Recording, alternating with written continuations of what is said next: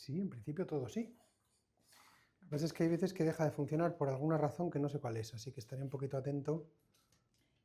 Pero bueno, como vas a poner el otro también. Sí, sí.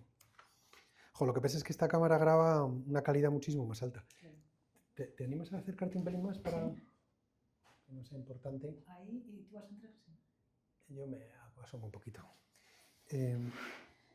Pues mira, si quieres me lo que bueno, lo que Escúchame, vos- como estés cómoda, de verdad, Bueno, que es que no le vamos a dar Mira, uso. por eso, sí, eso no molesta nada. Bueno,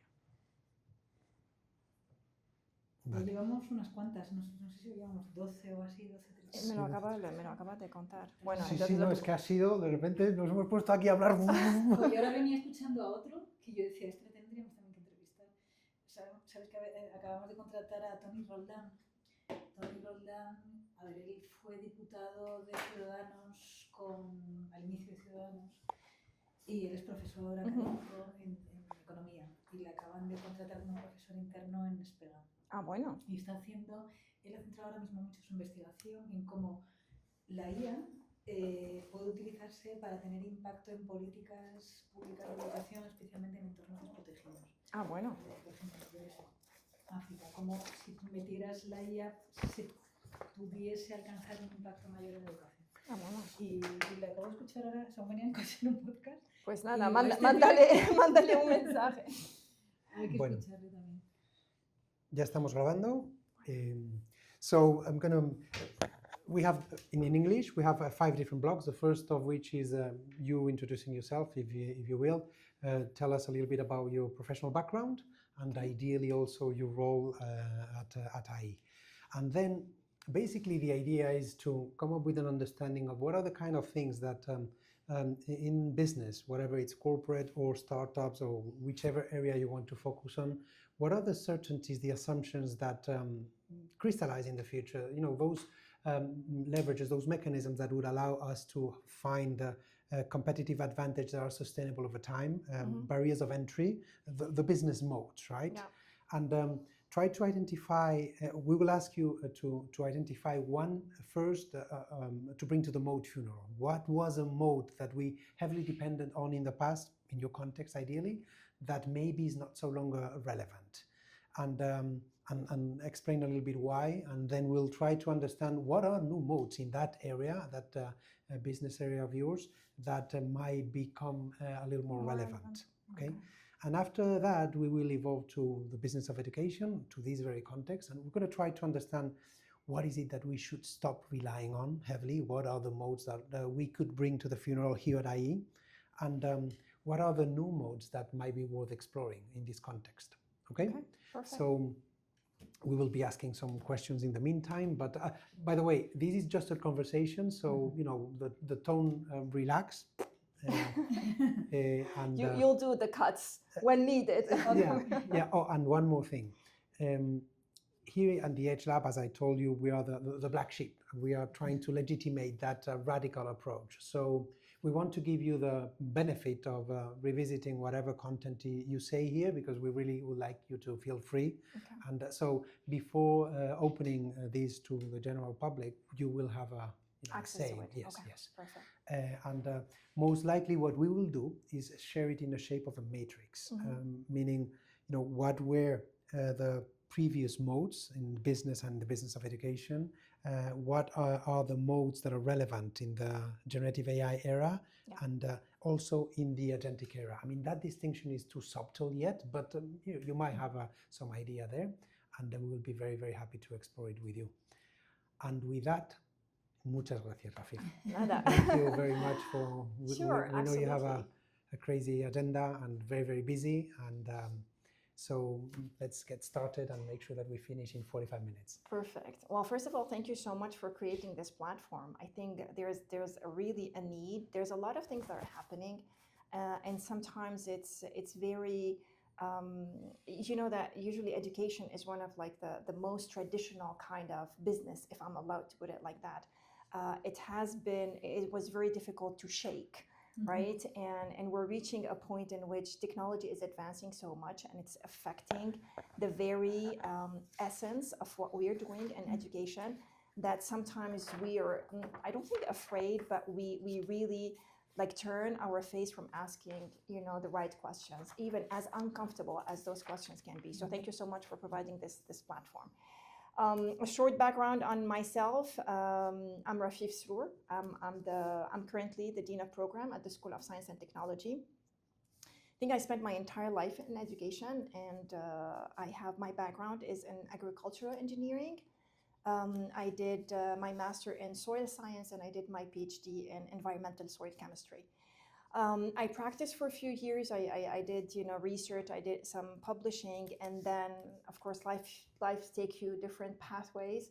I moved into Madrid many years ago, and I joined IE University as a professor. Unfortunately, not in my field as a soil chemist, but as a professor of statistics and mathematics at the business school. This is where I started. And then from there on, I joined the academic team at the School of Human Science and Technology.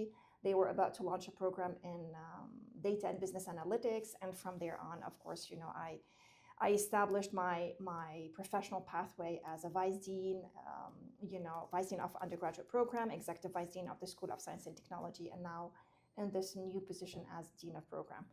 So my entire life, I think, I spend it with students, of course, as a professor, but also designing and implementing programs and education. So yeah, that's a little bit about myself. Oh, wow, that's pretty amazing. Thank you. So, and it's a really interesting background in soil chemistry. I think that sounds fascinating with big data. How, in your previous context, what were the competitive advantages that companies would rely on? What were those moats, those barriers of entry that maybe businesses could be built around in the past? And definitely, it was knowledge. Knowledge and expertise. So the more years of expertise you had, the more experience you had in solving real life situation, and the ability to, because my work in soil chemistry was mostly about studying how contaminants, you know, migrate or in ecosystems.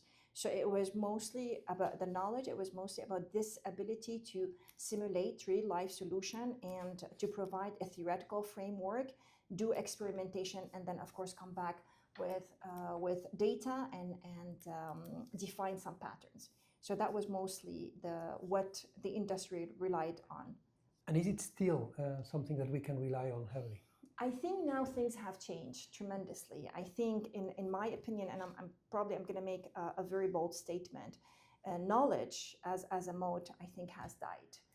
So for me, because really think about it, I mean, a professional, or why do you come to universities? Universities are the gateway, used to be the gateway of knowledge. You want to get higher education, you want to get more specialization, you go to firms and you get some experience with a very specific field. But nowadays things have shifted, right? I can give you a very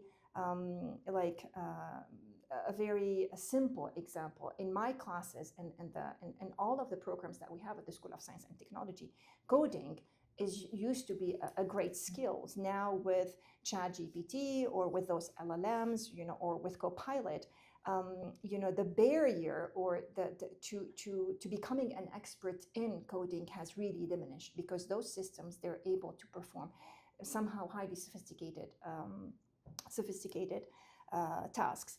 Data analysis, my entire study during the university was based on me getting deeper and deeper in the knowledge of those highly improbable system and trying to simulate real life solution. Well, now with the technology, this you know, the years that took me to do some work can be summarized in you knowing how to make the right prompt. Which for me, this is kind of, we're starting to see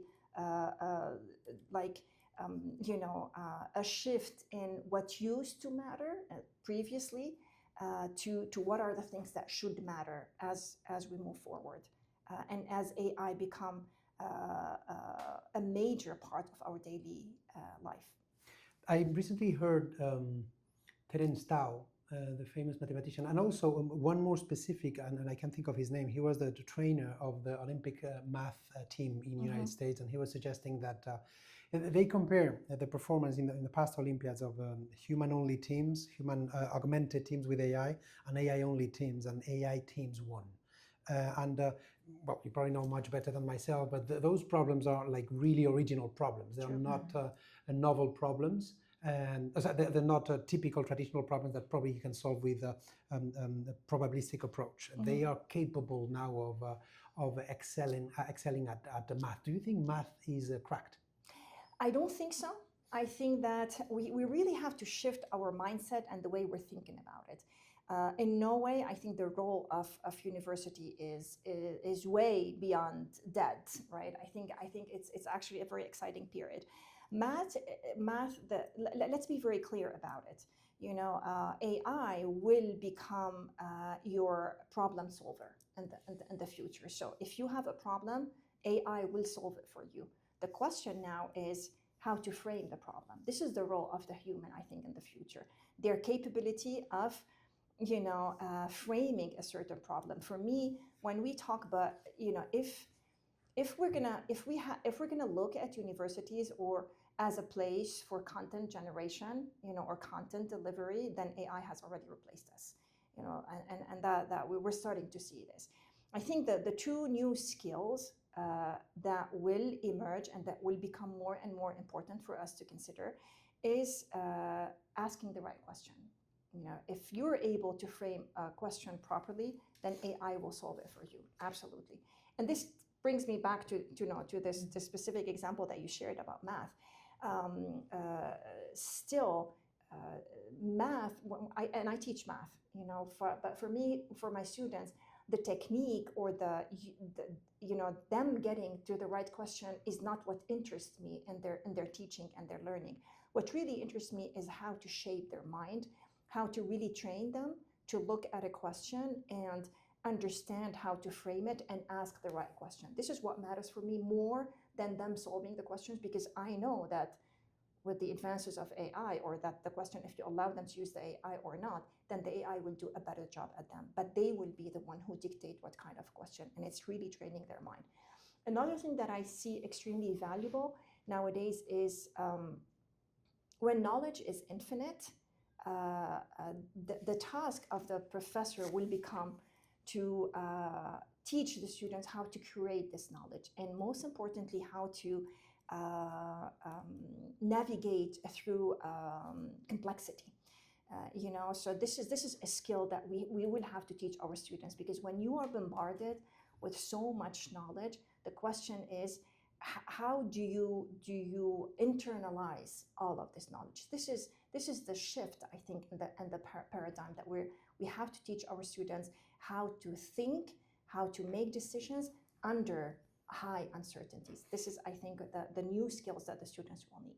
So it's more about wisdom, right? To try to understand what is the mental model, the framework that you need to apply in each case, right? It's about their sharpening their critical thinking, sharpening their analytical thinking. When you have a problem, you know, how do you break it down? You know, what is the right question that you need to ask? Yes. And trust me, this will become more and more scarce. We think, particularly for the young generation, right? So for me, I always give them the example, like I spent hours and hours of my, you know, and Begonia the same, right, in the library, just reading through articles and summarizing and trying to make sense of an article. And that used to be heavy mental work. Now the AI does it for you, you know, but for me, it's no longer about summarizing a certain paper or hundreds of paper. Is about developing this mental framework for the students, which I think, you know, will become more and more scarce and more demanded. This ability to look through chaos